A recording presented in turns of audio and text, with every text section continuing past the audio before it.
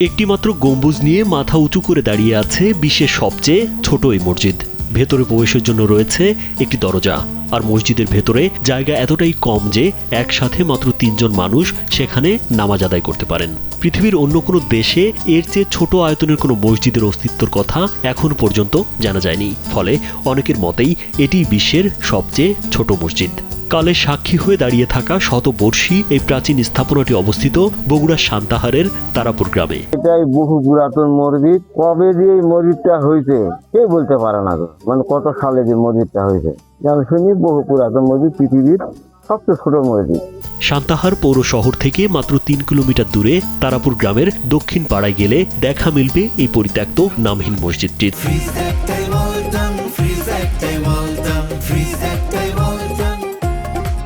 পরিমাপে মসজিদটির উচ্চতা প্রায় 15 ফুট, দৈর্ঘ্য প্রস্থ মাত্র 8 ফুট।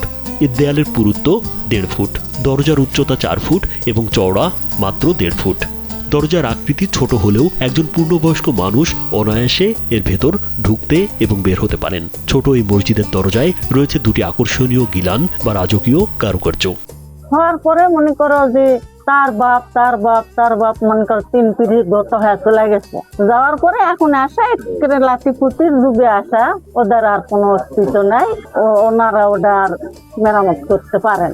ক্ষুদ্রাকৃতির এই মসজিদটি কবে, কেন এবং কে নির্মাণ করেছিলেন তা নিয়ে স্থানীয়দের মাঝে বেশ কয়েকটি লোককাহিনী প্রচলিত রয়েছে। এর মধ্যে সবচেয়ে জনপ্রিয় এবং প্রচলিত রয়েছে নাটোরের রানী ভবানীর ইতিহাসের কথা। স্থানীয়রা জানান, সান্তাহারের ছাতিয়ান গ্রামে ছিল রানী ভবানীর বাবার বাড়ি। এই তারাপুর গ্রামটিও রানী ভবানীর বাবার রাজত্বের অংশ ছিল। সেই সময় এই হিন্দু অধ্যুষিত গ্রামে একজন অত্যন্ত পরহেজগার মুসলমান নারী বসবাস করতেন। চারপাশে ভিন্ন ধর্মী মানুষের কারণে ওই নারীর একা নামাজ পড়তে বেশ অসুবিধা হতো। এই খবর জানতে পেরে রানী ভবানী স্বয়ং ওই গ্রামে ছুটে যান এবং ওই নারীর জন্য মসজিদটি নির্মাণ করার নির্দেশ দেন। তবুও বহু দূর দূর থাকার লোকজন আসছে, যেমন আপনি এরকম ভাষা দেখা করে অনুদান দিতে ওরা না প্লাস্টার করে কোন রকম রাখে। তবে ইতিহাস নিয়ে ভিন্ন মত রয়েছে। অনেকের মতে প্রায় 300 বছর আগে স্থানীয় দুই পক্ষের মধ্যে তীব্র কোন্দল বা মতপার্থক্যের সৃষ্টি হয়েছিল। তখন এক পক্ষ মূল সমাজ থেকে আলাদা হয়ে নিজেদের ইবাদতের জন্য এই ক্ষুদ্র মসজিদটি নির্মাণ করেন।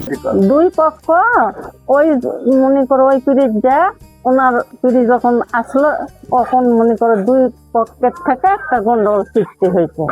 হওয়ার পরে রোকের উপরে ওই বেচারিটা বলছে যে আমি নিজে মসজিদ দিয়েই নামাজ পড়বো, আমি আপনাদের মধ্যে নাই।